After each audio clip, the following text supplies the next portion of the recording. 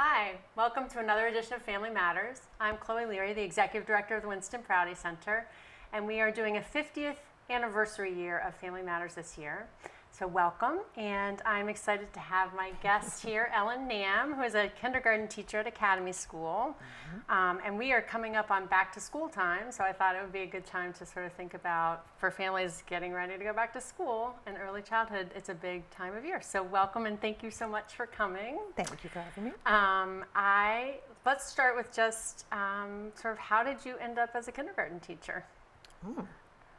I was doing different types of education. I was teaching English as a second language, and then I was doing environmental education. And the thing that I loved being with the kids, but I didn't like only having them for a week at a time. And I wanted to have more time to build community. So I moved up to this area to go to Antioch and get my master's degree in education, but concentrate in environmental and science education. Oh, So, nice. yeah. So how long have you been teaching? Yes, in this school district, about 22 years. Wow. Does it feel like 22 years?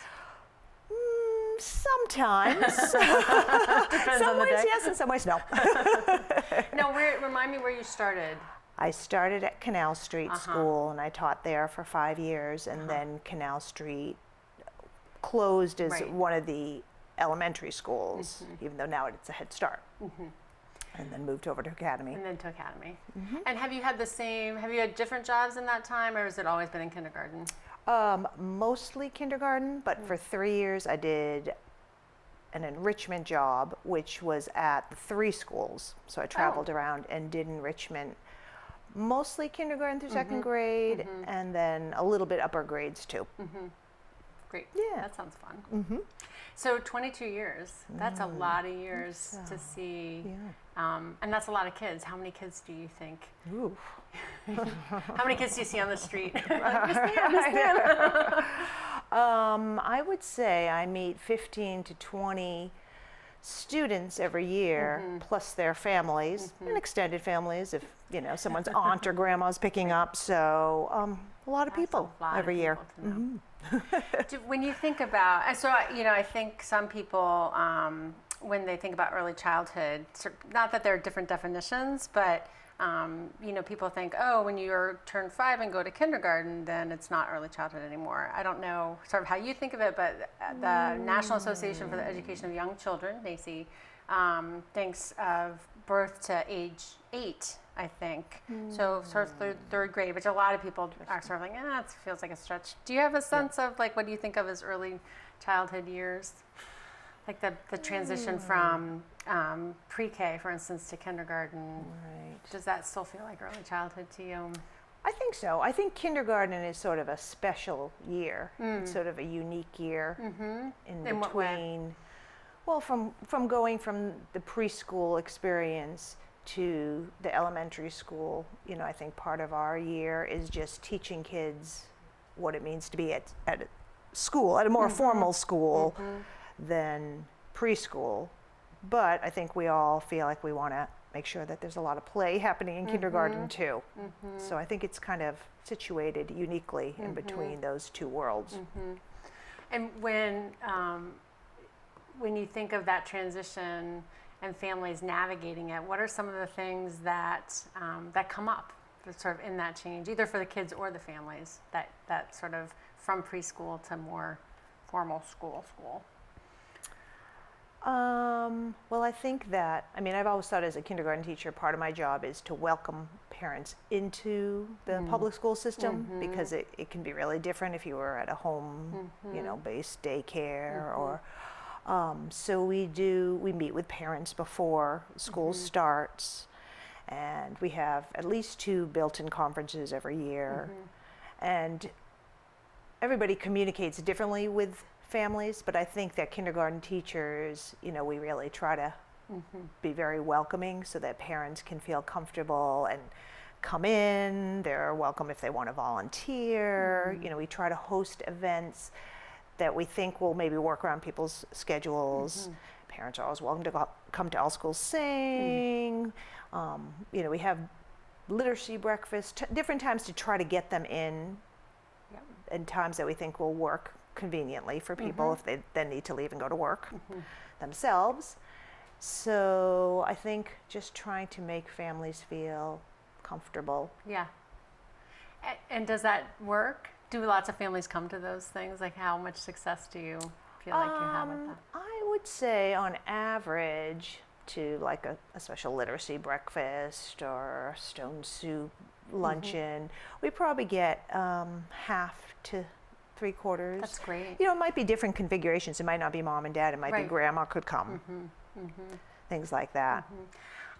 Which all sounds really familiar, actually. I'm like, oh, that sounds like it could be something at Prouty. Although maybe even a little more active. I love that you're talking about extended family too, and how to welcome, like recognizing that the kid is part of this larger network of people and Right. embedded in that, and welcoming that whole family, which I think can be.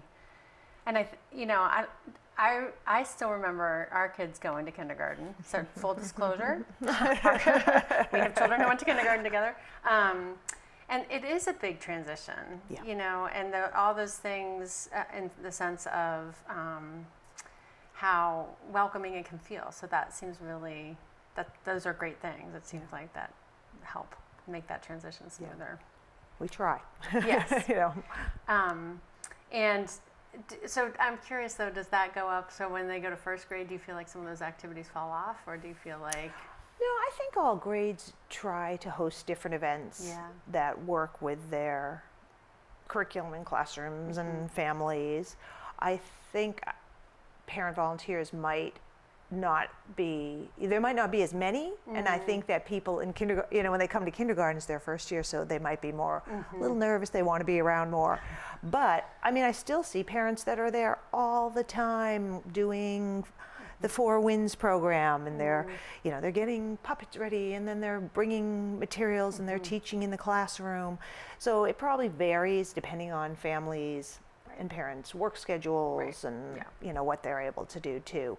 So I think it varies. You know, we try different events, morning or evening, or you know, will there be a babysitter? Will there be food? You know, we try to Right. think about different ways to make it doable. Yeah, yes, accessible So, for everybody. yeah, Not like you have to eat, so you might as well come have dinner with us. right, or right. something like that. Exactly. In terms of when, I think a lot of families, the other thing about the transition, not only from preschool to elementary school, that it feels more formal and different. I think lots of families worry about their kids being ready for school. And certainly, you know, we hear a lot about this sort of from the federal government on down, like school readiness is built into a lot of grants, and how do we make sure kids are ready for school? Which I would just add, I would rather it say like ready for life, like one of those foundational things. When you think about, or if you have families ask like, well, how do I help my kid be ready for school? What do you think of? What do you advise or think are some of the most, when you get a child coming into kindergarten, how do you know they're ready? Right. I think a lot about probably social skills and being able to play a game with other kids, and can they, you know, sit and listen to a story. I don't think so much about ABCs and numbers, because I think, you know, we can do that. You know, we have curriculum that's we're going to do that with. But if kids come in and they've been read to and they have background knowledge and vocabulary already, that helps build our classroom community when we're having a discussion about something. If kids are able to work out sharing the blocks with each other, that helps, you know, for our learning. So I think readiness more in being just prepared to be in a group, and less about do they know their ABCs and their 1, 2, 3s already. So that's so interesting. We definitely have parents in the early learning program who are worried about that. And we talk about, well, we can do, you know, it's sort of all learning. So play is learning, I think, you know, and you're talking about like building in play. And so a language-rich environment where people are reading a lot of books, or even pre-math skills, quote unquote. But they're not a ton, but there are definitely parents who are like, my kid doesn't know how to write their ABCs. And so it's helpful to hear a kindergarten teacher say that's okay. Right. I mean, the that's more what we're teaching. Yeah. But I mean, having time to read a book every night before bed, play a board game, play Chutes and Ladders, do some counting with that. I think that's more important. Yeah. So 22 years, you've had kids in Brattleboro coming through your classroom. Have you seen changes in those 22 years in terms of, I don't know, like what kids are more or less ready for school, for instance, or changes in families? What have you noticed? Well, I mean, I think kids are kids, and I'm going to take them in wherever they are, where they're coming from. I think, we have all sorts of configurations of families. One great change that's happened since I started teaching is we now have free breakfast and lunch at school, which is really great for everybody. In our school, we do breakfast after the bell, so everybody gets breakfast. It's not like you have to get there early. Right, and you don't have to make the choice, should I go on the playground or have breakfast?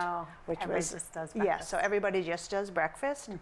So that's a great positive change. And, some kids have already had breakfast and they have a little extra. Some people, they just sit and socialize with their friends. Some people are like, oh, I love this, I'm going to have it. Yeah. So it's kind of a nice settling in. And it's not that some kids are having to eat breakfast and they're sitting, separately, and we're trying to start school over here, and people are missing out on things. So we all have breakfast together. So I really like that. And I think we have some more services in the school now. We have a parent liaison, and that's a really useful person to have around. What does the parent liaison do? She'll do things like if I have a family that might have a hard time getting to conference because maybe their car is in the garage, she'll go pick them up. Nice. If somebody can't find their backpack, she might be able to get a new backpack for them. She can just help with all those kind of little extra things that make things smoother for everybody. So is that a school, when did that start and how did it get funded? And I'm wondering if all the schools have that. Yeah, she's been here a few years, and I think it's part of the school budget, but I could be wrong about that. Because that seems really, you know, like a very helpful. I think there's this tension sometimes between, I don't know if you experience this at the elementary age level, but we work hard to not blame parents for things, oh, they didn't pack the right lunch, or oh, they're missing their backpack again, or oh, they didn't feed them breakfast again. Like the things we can do to support families to support their kids. So that just seems to me like a great asset. That I think we tend to, there are more services. There are services in early childhood, for instance, to help with those things. So it's nice to know that there might be a way for that to keep happening as kids get older. So. Are there other services you're thinking of that have been added besides that have been helpful? We have an HCRS clinician at school, so that's nice too. And then we have a school counselor. I think. Do you find that one of the narratives that I've definitely heard, even just in the past, 5 to 7 years, is that families are struggling more, or some families are struggling more, whether it's economically or with substance abuse issues or whatever. Do you see that in your experience? Like, do you see kids coming in sort of more with more challenges? And how does that show up in the classroom? Would you say, like, what does that mean for your classroom community? Kids can be hungry or tired. It shows up in their behavior. And maybe not as much background knowledge and vocabulary because maybe, it's stressful at home, so that's not happening. Which, back to the school breakfast, one of the things I'm remembering from a kindergarten readiness survey, so we Although I think we've just changed that recently. So the Race to the Top grant that Vermont got, sort of restructured the survey. I haven't seen the new one, but one of the things that was asked were, what are the things getting in the way of kids being able to participate in school? And one of them was they're hungry. So, sort of removing those barriers seems Exactly. like a really good thing. So, Yep. good. We are going to take a short break for a public service announcement, and we'll be right back. All right. And we're back. We're talking with Ellen Nam, who's a kindergarten teacher at Academy School, thinking about early childhood as a holistic experience. And we were just talking about how in the past few years we've seen families sort of maybe have a little more challenges and how that can impact the school experience. And there are services to help. Yes. And I'm wondering if you can think of anything that a gap in service or other ideas you've had about, gee, if we only had this thing that would help more, or other things schools and early learning programs can do to support families. Anything come to mind that you think would be particularly helpful? I think we could have another parent liaison. I think she's probably Super in busy. high demand. Right. There's a lot of things going on Yeah. always. So, Yeah. we could have a couple of her. Yeah. One of the things you said earlier about making the transition to wanting to be a teacher was not having the chance to be with kids for more than a few days or a few hours, even if it's a Right. sort of an outdoor education program, and having a chance to build community. Yeah. Tell me more about that in terms of, I think a lot of, when you think of building a community in your classroom, why is it important? And what are some of the things you do to help that happen? Well, I feel like the kids can't really do their best learning until they're comfortable.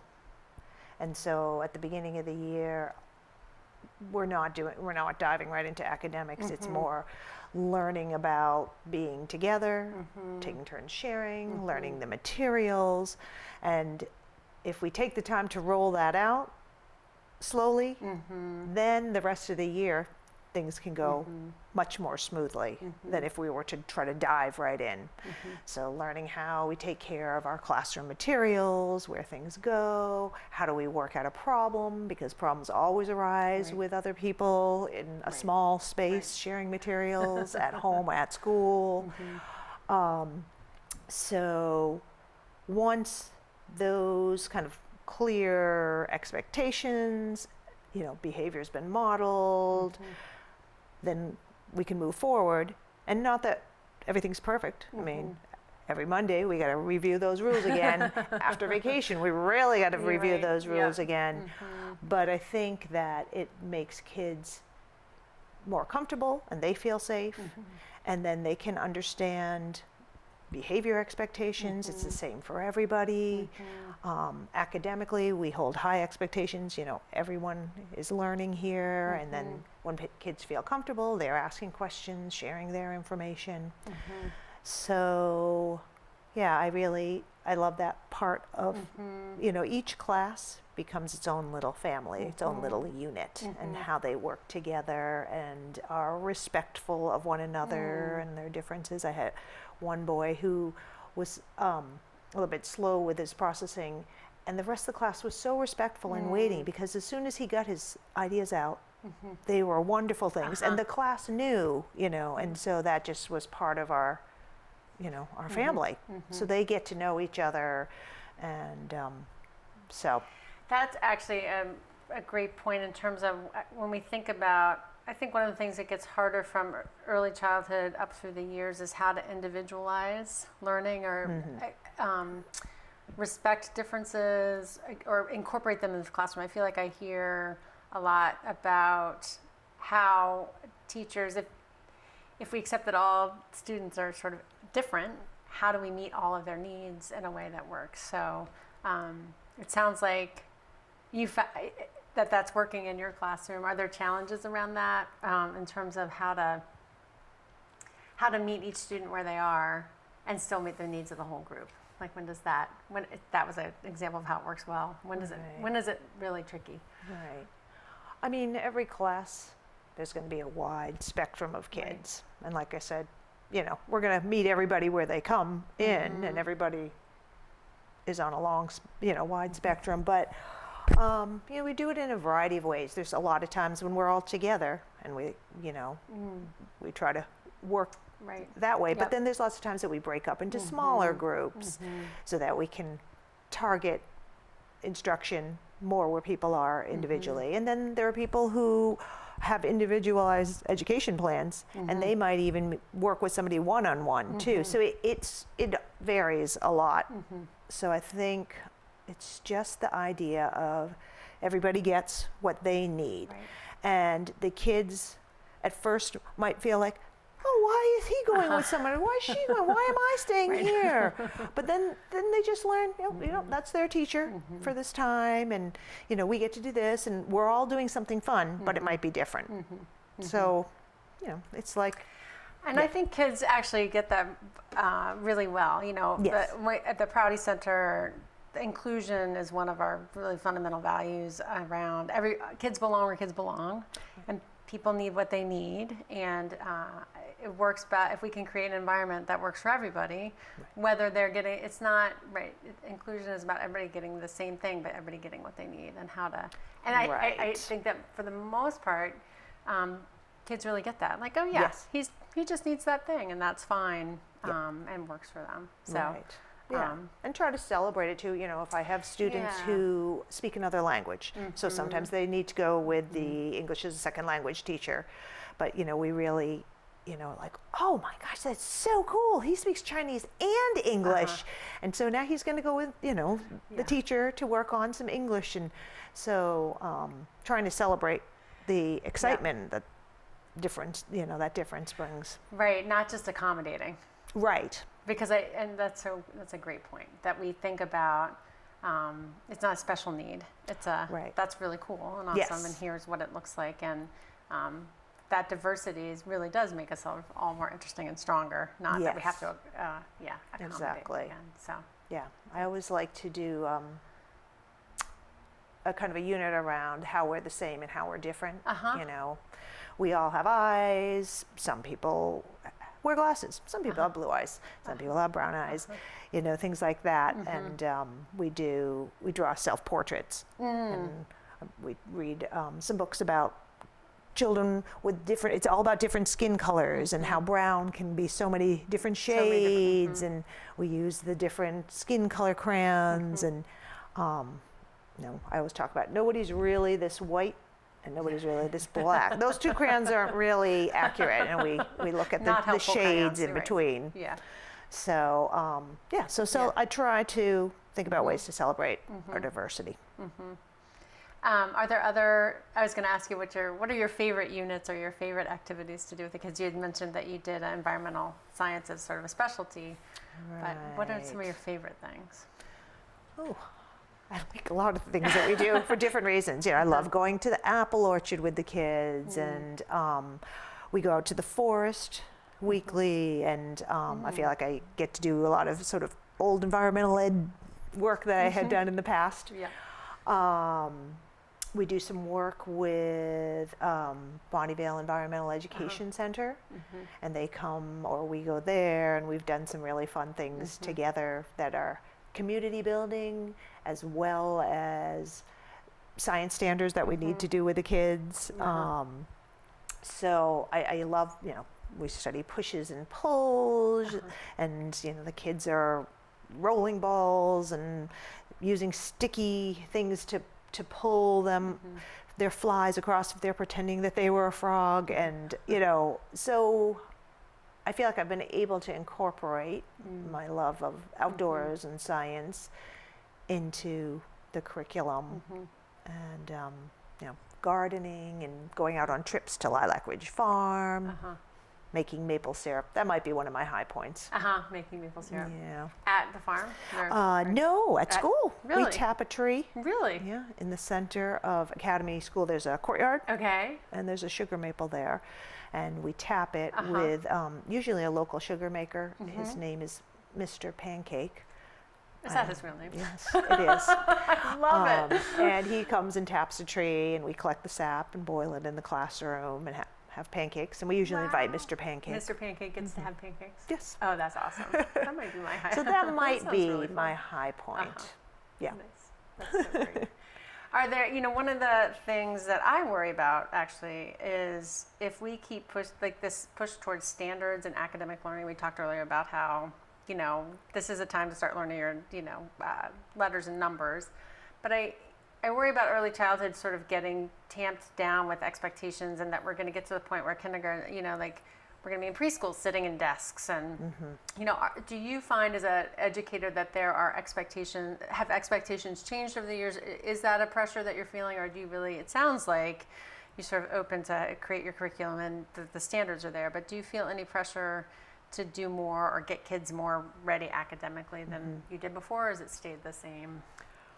Well, it's gotten more since when I first started over 20 years ago. But I think what I've been, what I've been able to do is sort of do my very targeted, what I have to teach in certain times, but make sure I always have a chunk for choice time every day, and a chunk to go out into the forest. So if I can sort of target my instruction quite precisely, then I can make sure that I still have that time for play. And I think that all the kindergarten teachers are pretty committed to making sure that we still have a lot of time to play, and doing what we have to do in age appropriate and playful ways. Do you, I remember educators sort of talking about No Child Left Behind, and how it sounds to me like you get the standards and how you have to sort of work it in, but it feels expansive enough that you can manage it.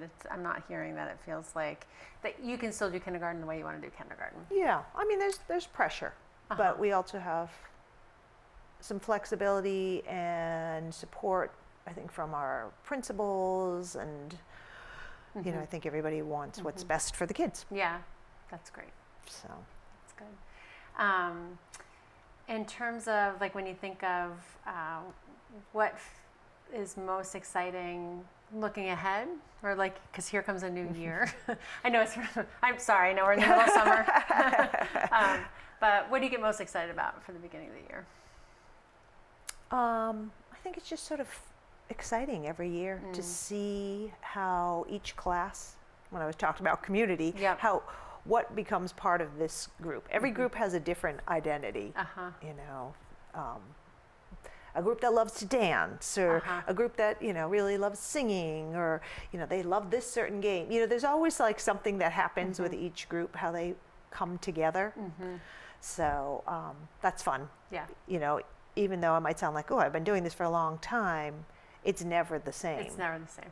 You're not bored. Right. I can do the same curriculum, have the same plan, and it could go in a totally different way. Isn't that great to be surprised Yes. still after 22 years? That's great. Awesome.